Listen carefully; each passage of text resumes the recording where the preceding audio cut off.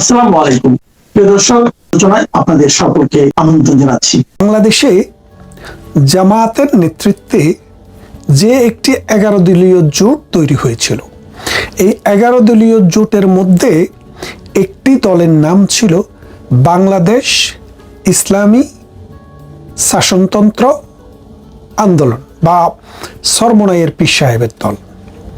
যে তারা হাত পাকা নিয়ে বাংলাদেশে ইসলামী শাসনতন্ত্র কায়েম করতে চায়, যার জন্য সরমনাই ভিত্তিক তাদের এই আন্দোলন বহু বছর থেকে চলছে। তারা এর আগেও নির্বাচন করেছে, তবে তারা কখনো জামাতের সাথে সমঝোতায় যায়নি। কারণ রেজাউল করিম সাহেব, যিনি চরমনাইয়ের পীর, তার একটি বক্তব্য আপনারা অনেকেই শুনেছেন যে এই দেশে যদি কমিউনিস্ট পার্টি আছে, অন ইসলামিক কোনো দল আসে, যদি শাসন করে, তারপরেও আশা থাকে যে এদেশে ইসলাম কায়েম হবে। কিন্তু জামাতে ইসলাম যদি এদেশের কখনো ক্ষমতায় আসে, তাহলে সেই আশা আর থাকে না যে ইসলামে কায়েম হবে, কারণ তারা ইসলামকে ধ্বংস করে ফেলবে। সেই রেজাউল করিমেরাই ভেদাভেদ ভুলে এই আগস্ট পরবর্তী 2024-এর আগস্ট পরবর্তী বাংলাদেশে যে মব, যে সাম্প্রদায়িক শক্তি, যে ধর্ম আশ্রয়ী শক্তি বাংলাদেশের ক্ষমতায় আসতে ঐক্যবদ্ধ হয়েছিল, তাদের সাথে 11 দলীয় জোটে যোগ দিয়েছিল। তারপরে তাদের নানান আসন ভাগাভাগি, তাদেরকে 50টি আসন দিতে রাজি হয়েছিল। অথচ বাংলাদেশে যে পরিমাণ ভোটার আছে তাদের, সেই ভোটার 3টি আসনেও পাশ করার তাদের কোনো সামর্থ্য নেই। অর্থাৎ 3টি আসনে যদি এভারেজে 5 লাখ ভোটার করে ধরেন, সারা বাংলাদেশে প্রাপ্তবয়স্ক 15 লাখ ভোটারও তাদেরকে ভোট দেওয়ার জন্য নেই। কিন্তু তারপরেও জামাতে ইসলামীর যে 11 দলীয় জোট, তাদেরকে 50টি আসন ছেড়ে দিতে রাজি হয়েছে। এই 50টি আসন দেওয়ার পরও তারা এই জোট থেকে ঘোষণা দিয়ে সংবাদ সম্মেলন করে আজকে বেরিয়ে গেল। তাদের ঘোষণাটি কি?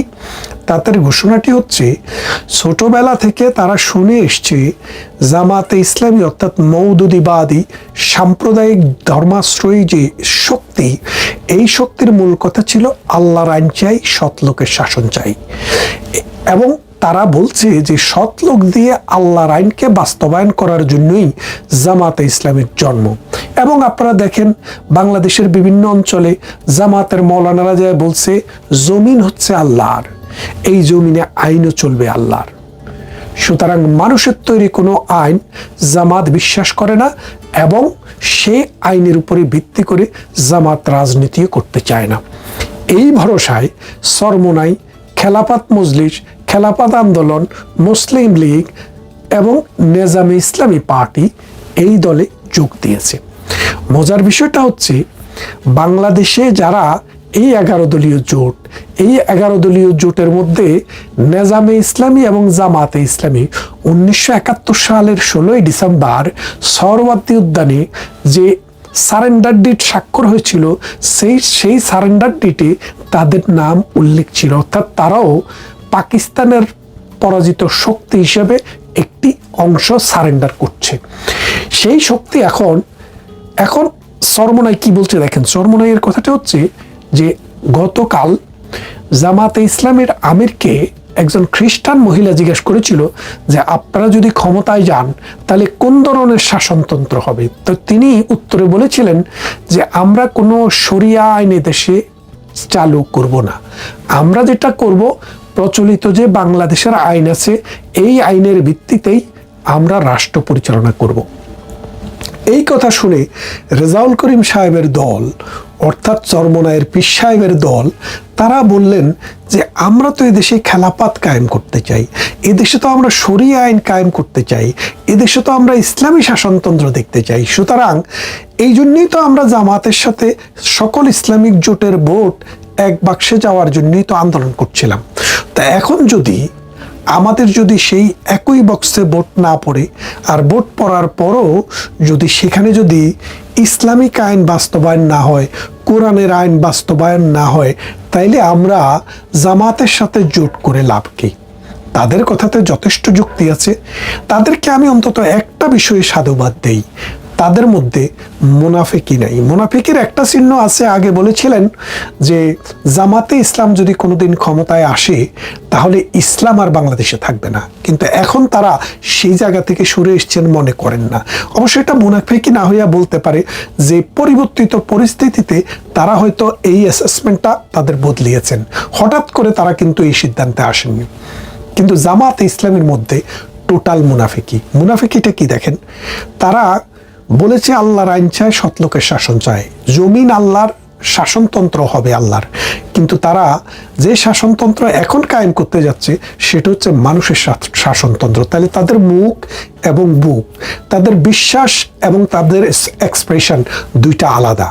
এটা হচ্ছে একটা মুনাফিকের প্রথম লক্ষণ। দ্বিতীয় লক্ষণটা আমি বলি, 1971 সালের কথা যদি আপনি ধরেন, তারা বলেছিল কি আমরা মজলুমের পক্ষে, জালেমের বিপক্ষে। আপনারা সবাই জানেন 1971 সালের 26শে মার্চের কালো রাত্রিতে বাংলাদেশ কিন্তু পাকিস্তান আক্রমণ করেনি, পাকিস্তান বাহিনী এসে বাংলাদেশ আক্রমণ করে, অসংখ্য নিরীহ মানুষকে হত্যা করে। এই হত্যাযজ্ঞ যারা চালিয়েছিল তারা ছিল জালেম, আর বাংলাদেশের নিরীহ অসহায় মানুষেরা ছিল মজলুম। সেদিন জামাতে ইসলামী দাঁড়িয়েছিল পাকিস্তানের নির্যাতনকারী জালেমের পক্ষে আর মজলুমের বিপক্ষে। তাদের এটি আরেকটি চিহ্ন, মুখে যা বলে বুকে তা ধারণ করে না, মিথ্যা করে বলে। তারা আসলে জালেমেরই পক্ষে, তারা মজলুমের পক্ষে না। এখন এই যে চরমোনাইর পিসাব ঘোষণা দিয়ে বেরিয়ে গেল, এই নির্বাচনের প্রভাবটা কি পড়বে দেখেন। 50টা আসনের মালিক একটি দল ঘোষণা দিয়ে জামাতি অ্যালায়েন্স থেকে বেরিয়ে গেল। সেইখানে এবার আমরা বিশ্বাস করি জামাতের ভোটার বাংলাদেশে নেহায়েত কম। কেন কম? যে এই চরমোনাইয়ের 15 লাখ মানুষ, 20 লাখ মানুষ নিয়ে তারা যদি 50টি আসন পেতে পারে, তাহলে 100টি আসন সমান 40 লাখ, আর 200টি আসন সমান 80 লাখ, আর 300টি আসন সমান 120 লাখ। 1,20,00,000 মানুষ, 300টি আসন। তাহলে হিসাব করেন বাংলাদেশের যে আরো 12 কোটির মধ্যে যে আরো 11 কোটি, 10.5 কোটি ভোটার, তাদের আসন সংখ্যা কত সেটা একটু হিসাব করার বিষয় আছে। তারপরে দেখেন এখন এই জামাতে ইসলামীর জোট থেকে যখন এই 6 ভাগের 1 ভাগ লোক চলে গেল, তার মানে 50টা করে যদি ধরেন 300 আসন, তার মানে 6 ভাগের 1 ভাগ। 6 ভাগের 1 ভাগ মানে কত পার্সেন্ট? প্রায় 17%, 16 থেকে 17%। তার মানে জামাতের নির্বাচনে জয়ী হওয়ার যে সম্ভাবনাটি ছিল সেটি 17% রিডিউস হয়ে গেছে। এক। দ্বিতীয়ত আরেকটি বিষয় আপনাদেরকে মনে রাখতে হবে যে বাংলাদেশে যে মৌলবাদী শাসন, বাংলাদেশে যে পাকিস্তান প্রেমীদের শাসন, বাংলাদেশে ধর্মাশ্রয়ী শাসন, বাংলাদেশে খেলাফতের শাসনের যে স্বপ্ন, এই স্বপ্নটা এই জমিনে কখনো বাস্তবায়ন করা সম্ভব না। কেন সম্ভব না? দেখেন, এই 18 কোটি মানুষ বাংলাদেশের অন্ন, বস্ত্র, বাসস্থান, শিক্ষা এবং চিকিৎসার জন্য সংগ্রাম করছে। এই সংগ্রামরত অবস্থায় বাংলাদেশ 53 বছরের স্বাধীনতার পর হাঁটি হাঁটি পা পা করে যেটুক এগিয়েছে সেটা পাকিস্তানের চাইতে 1000 মাইল বেশি। আপনি যদি আজকের দিনটাকে বেস করে ধরেন, তারা যে পাকিস্তানের স্বপ্নে বিভোর, তারা যে মৌলবাদী শাসনের স্বপ্নে বিভোর, সেই মৌলবাদী শাসনের প্রভু যারা পাকিস্তান, তারা বাংলাদেশের চাইতে 1000 মাইল দূরে। কিভাবে দূরে দেখেন, আজকে বাংলাদেশের একটি টাকা কিনতে চান, পাকিস্তানের 3টি টাকা আপনাকে দিতে হবে। তাহলে কি বুঝলেন? আমরা তাদের চাইতে 3 গুণ ধনী। আপনি যদি রিজার্ভের কাছে যান, আমাদের রিজার্ভ 20 থেকে 30 বিলিয়ন, আর তাদের রিজার্ভ 6 বিলিয়ন। মাথাপিছু আয় আমাদের 2700, তাদের 1500 থেকে 1600, 1800। তার মানে সব দিক থেকে শিক্ষা, সংস্কৃতি, communication, transportation, education, health, life expectancy, সব দিক থেকে আমরা তাদের প্রভুদের চাইতে এগিয়ে। দ্বিতীয়ত, সারা বিশ্বে মৌলবাদী শাসনের যে প্রতিভূ যারা ছিল, 3-4টি দেশ, সিরিয়াতে তারা পরাজিত হয়েছে, ইরানে পরাজয়ের দ্বার প্রান্তে, ইয়েমেনে এই মৌলবাদী গোষ্ঠী ভূপাতিত হয়েছে। ইজিপ্টে সিসির গভর্নমেন্টকে শুধু পরাজিতই করেনি, সিসিকে মৃত্যুদণ্ডের রায় পর্যন্ত দিয়েছে। সুতরাং আপনারা বুঝতে পারছেন যে মৌলবাদী ধর্মভিত্তিক যে রাজনীতি সারা বিশ্বে এটার এখন কবর রচনার পথে। বাংলাদেশে নতুন করে গাঁজা খাইয়ে এখন তারা রাস্তায় নেমেছে। আপনারা জানেন যে দুবাই সাম্প্রতিক সময়ে ঘোষণা দিয়েছে যে লন্ডনের সরকার খুবই লিবারেল, এখানে যে কোনো ধর্ম নিয়ে গবেষণা করতে পারে, চর্চা করতে পারে, রেডিক্যাল লোকেরাও এখানে এসে কিন্তু গবেষণা করে। যার কারণে দুবাই এখন ঘোষণা দিয়েছে যে লন্ডনে সরকারি স্পন্সরে কোনো ছাত্রকে আর এদেশে পড়তে আসতে দিবে না, কারণ এদেশে আসলে মৌলবাদীর চর্চা হয়। তো এটা কেন বলছে? দুবাই কি ইসলামিক রাষ্ট্র হয়ে এই লন্ডনকে, ব্রিটেনকেই এই ইসলামিক মৌলবাদীদের মানে প্রাণকেন্দ্র হিসেবে দেখছে? হ্যাঁ, এটার একটা কারণ আছে, কারণ এই দেশের সরকারগুলো liberal, rule of law establish, যার কারণে বুদ্ধির মুক্তি এবং চিন্তার স্বাধীনতা, যে যেটা লালন করতে চায়, পালন করতে চায়, এটা করার সর্বোচ্চম উর্বর ভূমি। কিন্তু ব্রিটেন আস্তে আস্তে এখন বুঝতেছে যে এই মৌলবাদী শক্তিকে যদি এখানে বসার সুযোগ করে দেয়, আলাপ আলোচনা করার সুযোগ, কথা বলার সুযোগ এবং তাদেরকে অর্গানাইজেশনের সুযোগ দেয়, তারা আস্তে আস্তে সারা বিশ্বে মৌলবাদ উৎপাদন করবে। তাই আমেরিকা, ব্রিটেন, ইউরোপ আস্তে আস্তে তাদের ব্যাপারে কষা চলছে। সম্প্রতি আপনারা দেখেছেন আমেরিকাতে বাংলাদেশ, পাকিস্তান এবং আফগানিস্তানের মানুষের অভিবাসন বন্ধ করে দিয়েছে। ব্রিটেনে বাংলাদেশ থেকে ছাত্র এবং ভিজিটর আসা মুসলমান দেশ হিসেবে অর্ধেকটা কমিয়ে দিয়েছে। আমেরিকার পর কানাডা, অস্ট্রেলিয়া, নিউজিল্যান্ডে যান, সেখানেও একই অবস্থা। ইউরোপও কিন্তু একই পথে হাঁটছে।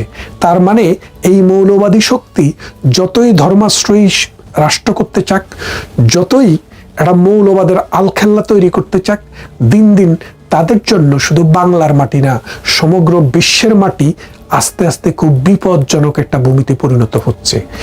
এই 18 কোটি মানুষ নিয়ে 3 দিক থেকে ভারতের ঘেরা, একদিকে এক কোনায় বর্মদস্যু। সুতরাং এই বঙ্গোপসাগরের লোনা জলে তারা একদিন পতিত হবে। সেদিন কত দূরে বলতে পারছি না, তবে এটা বলা যায় যে তাদেরকে এই বঙ্গোপসাগরের লোনা জল খেয়ে মরা ছাড়া অন্য কোনো জিনিস থাকবে না। কারণ সারা পৃথিবী এখন বুদ্ধিভিত্তিক, বিজ্ঞানভিত্তিক, সমাজভিত্তিক, মানুষভিত্তিক, মানবতাভিত্তিক শাসন চালু করছে। আর তার বিপরীতে 1500 বছর, 1600 বছর, 2000 বছর আগের বস্তা পচা যে তথ্য, ওইসব তথ্য দিয়ে ইসলামের মোড়কে বাংলাদেশের মানুষের কাছে খাওয়ানোর চেষ্টা করছে। 1971 সালে তারা ঘর ঘর থেকে নারীদেরকে ধরে এনে নিজেদের মা বোনদেরকে পাকিস্তানিদের হাতে গনিমতের মাল হিসেবে তুলে দিয়েছে। 2.5 লক্ষ নারী ধর্ষিত হয়েছে, 30 লক্ষ মানুষ জীবন দিয়েছে, 1 কোটি মানুষ বাংলাদেশ থেকে ইন্ডিয়াতে হিজরত করে তারা আশ্রয় শিবিরে আশ্রয় নিয়েছে। সেই দেশটি মানুষের চেষ্টায়, সাধনায়, চিন্তায়, কষ্টে স্বাধীন হয়েছে। তারা স্বাধীনতার বিরোধী শক্তি। আজকে আমাদের এই পতাকাকে তারা খামচে ধরার চেষ্টা করেছে। সেখান থেকে 1 উইকেট পতন হয়েছে, অর্থাৎ সরমোনায় চলে যাওয়ার পর তাদের 17 থেকে 20% ক্যাপাসিটি আজকে রিডিউস হয়ে গেছে। তাদের সাথে কর্নেল অলির দলও আছে, 8টি নাকি 9টি আসন দিয়েছে। নিজের আসনটিতে পাশ করবে কিনা সেটা সন্দেহ আছে। সেই অলির দলের একজন মানুষকে অলি ছাড়া আর কেউ চিনে না। প্রতি বছর বছর অলি নতুন নতুন কথা বলেন। আরেকটা বাটপার আপনি জানেন, খেলাফত, ওই যে মামুনুল হক 501 নম্বর রুমে আরেকজনের বউ নিয়ে ধরা পড়েছে। বাংলাদেশের আইনে প্রথম বউয়ের পারমিশন ছাড়া বিয়ে করা অবৈধ এবং সেটা শাস্তিযোগ্য অপরাধ। সেই ক্ষেত্রে মামুনুল জেলে থাকার কথা ছিল, কিন্তু বাংলাদেশ এখনো আরো বহুদূর হাঁটতে হবে এই সব ক্রিমিনালদেরকে জেলে আনতে হলে। এই মামুনুলরা একসময় হেফাজত ছিল, যেটা হেফাজতের একটি বড় সাংগঠনিক পোস্টে তিনি রয়েছেন। যেই হেফাজত ধর্মীয় রাজনীতি করে না, তারা মনে করে এটা রাজনৈতিক শক্তি না, এটা হচ্ছে ধর্মীয় শক্তি। সেই হেফাজতের নেতাই এখন এই 12 দলীয় বা 11 দলীয় জোট, এখন তো 10 দলীয় জোট। নির্বাচন যতই ঘনিয়ে আসছে সাসপেনশন ততই বাড়ছে। নির্বাচন হবে, এখনো মানুষের মধ্যে সেই বিশ্বাস আসেনি। মনে করে মানুষ যে ডক্টর ইউনূস এবং পাকিস্তান বাংলাদেশটাকে একটা অন্ধকার যুগের দিকে নিয়ে যাওয়ার জন্য এই জামাতকে ব্যবহার করে এই সুন্দর স্বাধীন এই রাষ্ট্রটিকে ধ্বংস করার চেষ্টা করছে। আপনারা যারা বাংলাদেশকে ভালোবাসেন, মুক্ত বুদ্ধিকে ভালোবাসেন, ধর্ম বর্ণ নির্বিশেষে একটি সমাজ একটি রাষ্ট্র সামনের দিকে এগিয়ে যাক সেটাকে ভালোবাসেন, তাদেরকে আজকে সিদ্ধান্ত নিতে হবে বাংলাদেশ নাকি পাকিস্তান। একটা বিতর্ক উঠেছিল জামাতের আমির ডাক্তার শফিকুর রহমানের বিরুদ্ধে, যে জামাত ইসলামের নেতাকর্মী যারা আছেন ফেসবুকে, আমরা তো সবাইকে কম বেশি চিনি, নিজের আইডিতে থাকা মানুষগুলোর চিনি, যারা সারাদিন আর দিল্লি না ঢাকা, যারা ঢাকা ঢাকা করি, বা তারাই দেখা গেল দিল্লির সাথে গোপন বৈঠক, এটা কি মানা যায়? এটা নিয়ে একটা ন্যারেটিভ তৈরি হয়েছিল না, যে আমাদের জামাতের আমির আন্তর্জাতিক গণমাধ্যম রয়টার্সকে দেওয়া একটা সাক্ষাৎকারে তিনি বলছিলেন যে ভারতের, তিনি যখন অসুস্থ হয়ে হাসপাতালে ছিলেন, নিউজ হেডিংটা ছিল ভিন্ন, যে ভারতের সাথে জামাত আমিরের গোপন বৈঠক, কিন্তু আসলে বিষয়টা ছিল কি, তিনি ছিলেন হাসপাতালে, অনেকে তারা দেখতে আসছে, কূটনীতিকরা, ভারতেরও 2জন কূটনীতিক দেখতে আসছে। আসার পরে তিনি জিজ্ঞেস করছেন যে এটা আমরা জানাবো কিনা, তো তারা বলছে এখন জানাইয়েন না। তিনি না জানানোটা এটা অবশ্য ওনার মিস্টেক ছিল, যেটা নিয়ে তিনি পরে একটা বক্তব্য দিয়েছেন। যাই হোক, বাট জাতির মধ্যে একটা জিনিস ঘুরপাক খাচ্ছে যে না না না, ঘটনার মধ্যে মনে হয় প্যাচ আছে, ঝোল আছে। তো এই অবস্থায় এসা তখন ভারত আবার বিষয়টিকে হাইড রাখছিল, কিন্তু গতকালকে ভারতের পররাষ্ট্র মন্ত্রণালয়ের যিনি মুখপাত্র রণধীর জয়সওয়াল, তিনি জামাতের সাথে এই গোপন বৈঠক নিয়ে গতকালকে কিছু তথ্য দিয়েছেন। তো ওনার তথ্য দেখে আমার কাছে মনে হয়েছে এটা জামাত আমিরের যে বক্তব্য, সেই বক্তব্যকে সাপোর্ট করে গেছে। অর্থাৎ ভারতের সাথে বাংলাদেশের যে রাজনৈতিক দলগুলো আছে, আপনি বৈশা বৈশা সারাদিন ফেসবুকে আর অনলাইনে অফলাইনে যা ভাবেন, বাস্তবতা কিন্তু তা না। বাস্তবতা হচ্ছে প্রতিবেশী রাষ্ট্র হিসেবে সুপার পাওয়ার হচ্ছে ভারত। সো ভারতকে সমীহ করতে হবে, ভারতের সাথে সম্পর্ক ভালো রাখতে হবে। আমরাও তো চাই ভালো, আমাদের কথা হচ্ছে আমাদেরকে ন্যায্যতা সম্মান দিয়া বন্ধুত্ব করেন, কিন্তু আপনি বড় আমি ছোট, এটাতে আমিও বিশ্বাসী না। ভাই আমার কম আছে আমি কম খাম, আপনার বেশি আছে বেশি খান, কিন্তু আমাকে আপনার রেসপেক্ট দিতে হবে, কজ আমি আপনারটা খাই না। আপনি আমার থেকে নিচ্ছেন ব্যবসা, আমি আপনার থেকে নিচ্ছি, সো এটা শুড বি ইকুয়াল। এটা যখন না হয় তখন আমাদের জলে আমরা প্রতিবাদ করি, কিন্তু সম্পর্ক খারাপের পক্ষে আমি না, সম্পর্ক কাটাপের পক্ষে আমি না, গ্লোবালাইজেশনের যুগ। তো ওই জায়গাতে এসে ভারতের যেই রণধীর জয়সওয়াল, তিনি গতকালকে যেই বক্তব্যের একটা উত্তর দিচ্ছেন, যে রণধীর জয়সওয়ালকে সাংবাদিকরা প্রশ্ন করছিল যে বাংলাদেশের সাথে আপনাদের কেমন সম্পর্ক, জামাত আমিরের সাথে গোপন বৈঠকটা আসলে কি হয়েছিল, এটা কি স্পেশাল কোনো বৈঠক ছিল, এটা কি অন্য কিছু ছিল? তো তিনি বলছেন যে বাংলাদেশের সঙ্গে ভারতের অত্যন্ত ঘনিষ্ঠ দ্বিপাক্ষিক সম্পর্ক রয়েছে, এটা কিন্তু সত্য। গতকালকে ভারতের সেনাপ্রধান বলছেন বাংলাদেশের যে সশস্ত্র বাহিনীগুলো আছে, সেনা, নৌ, বিমান, তাদের মধ্যে নিয়মিত যোগাযোগ হয়। দুই দেশের সেনাবাহিনীর মধ্যে যতটুকু সুসম্পর্ক থাকা দরকার শতভাগ আছে, তবে সরকার আর বাহিনীগুলো আলাদা। সরকারে যে আছে ওনারা উইরা এসে জুইরা বসছেন, দয়া কারু পাইছেন, কোনো এনজিও কোটায় পাইছেন, কেউ ওই অমুকের কোটায় হেলোতে পাইছেন, এরা সাময়িক, এরা চলে যাবে। সো এদেরকে ভারত পাত্তা দিচ্ছে না, জনগণে তো এখন পাত্তা দেয় না, ভারত কই থেকে দিবে, বুঝতেছে যারা দুধ ভাত ওই টাইপের একটা সাময়িক। বাট আগামীতে যারা ক্ষমতায় আসবে, এখন ভারতের জায়গা থেকে ভারত বিএনপিকে ক্ষমতায় দেখতে চায়। তারা মনে করে তারেক রহমান ক্ষমতায় আসলে ভারতের সাথে সম্পর্কের মাত্রাটা ভালো থাকবে, নিরাপত্তা এখানে মেকশিওর হবে জামাতের তুলনায়। তো তাহলে জামাতের সাথে গোপন বৈঠকে আসলে কি হয়েছিল, এটা নিয়ে তার বক্তব্য হচ্ছে যে ভারতীয় হাই কমিশনের কর্মকর্তারা বাংলাদেশের বিভিন্ন রাজনৈতিক দলের প্রতিনিধিদের সাথে সংলাপে অংশ নেন। এটা একটা চলমান প্রক্রিয়া, এটা একটা কূটনৈতিক প্রক্রিয়া, এটা প্রত্যেক দেশেই হয়। ঠিক তদ্রূপ জামায়াতের সাথেও সেই ধারাবাহিকতায় এই বৈঠকটি ছিল। তবে শফিকুর রহমান হাসপাতালে ছিল, সেই কারণে ওই সময় তাদের মধ্যে একটা কথাবার্তা হয়েছে। তো কথাবার্তা হয়েছে, জাস্ট এটাকে কিভাবে দেখা উচিত, গোপন বৈঠক না, এটা একটা কূটনৈতিক প্রক্রিয়ার স্বাভাবিক বৈঠক বলেই দেখা উচিত বলে রণধীর জয়সওয়াল তিনি গণমাধ্যমকে জানিয়েছেন যে আপনি এটা নিয়ে খুব বেশি কি বলে যে শিরোনাম, হেডিং এগুলা বদলেন না, এটা পার্ট অফ প্রসেস। তবে বৈঠকটি কেন গোপন রাখলেন এই বিষয়ে আবার বিস্তারিত কোনো ব্যাখ্যা দেয়নি। এখন আমার মনে হয় যে এগুলো সোজাভাবটা ব্যাখ্যা দিলে ভালো হইতো। তবে আমাদের জামাতের আমির যিনি আছেন শফিক ভাই, তিনি কেন রাখছেন, তিনি কিন্তু একটা ব্যাখ্যা দিচ্ছেন যে ভারতের বক্তব্য ছিল যে এটা আপনি এখন প্রকাশ করেন না। আর শফিক ভাই সম্ভবত মনে করছে যেহেতু জামাত ইসলামের একটা এন্টি ইন্ডিয়ান ন্যারেটিভ আছে কর্মীদের মধ্যে, নেতাদের মধ্যে না, নেতারা সবসময় সবাই ভালো সম্পর্ক থাকে। যেমন ধরেন ধর্মমন্ত্রী এখন যিনি আছেন, ধর্ম উপদেষ্টা খালিদ ভাই, তিনি কি বলছিলেন যে যত বড় হজ করে আসেন, 100 হজ করে যদি আপনি ধর্মমন্ত্রী হন, আপনার মদের লাইসেন্স দিতে হবে। স্বরাষ্ট্রমন্ত্রী হইলে বিভিন্ন জায়গাতে আপনাকে অনেক কিছু করতে হবে। আপনি রাষ্ট্র চালাইতে গেলে এখানে ইকুয়ালিটি রাখতে হবে। প্রত্যেকের ব্যক্তি স্বাধীনতার উপর আপনি হাত দিতে পারবেন না। আপনারটা ভালো, আরেকজনটা খারাপ, খারাপেরটা খারাপ করতে দিতে হবে, মানে যেটা সমাজের জন্য ক্ষতিকর না। আপনার ইচ্ছার বিরুদ্ধে হয়েছে আপনি দিবেন না, নো। রাষ্ট্র পরিচালনা যারা করে তাদের ইকুয়ালিটি রাখতে হয়। রাষ্ট্র পরিচালনা যারা বসে তারা প্রতিবেশী রাষ্ট্রগুলোর সাথে সম্পর্ক রাখে। এই যেমন ধরেন আওয়ামী লীগ আমলে একটা ন্যারেটিভ উঠছিল, শেখ হাসিনা ভারতের থেকে কেন এই বিদ্যুৎ আমদানি করলো, সুরি ধান্দা। তো ডক্টর ইউনূস আসার পরে কি এই বিদ্যুৎ বন্ধ হয়েছে? না, এটা তো সেমই আছে, কোনোভাবেই বন্ধ হয় না। কেন হইল না? 17 মাসে আমরা কোনো বিকল্প ব্যবস্থা নিলাম না।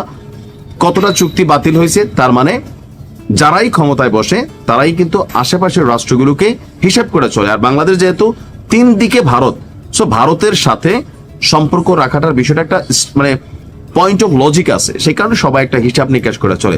যাই হোক, আমার মনে হয় যে গোপনের ব্যাখ্যাটা ভারতের কাছে, বা ভারত মনে করছে এই মুহূর্তে আবার কোনো ঝামেলা হয় কিনা। তো যাই হোক, আমরা হয়তো ভবিষ্যতে আবার এটা একটা অ্যান্সার পাবো কেন গোপন রাখা হয়েছিল। ভালো থাকুন, আসসালামু আলাইকুম।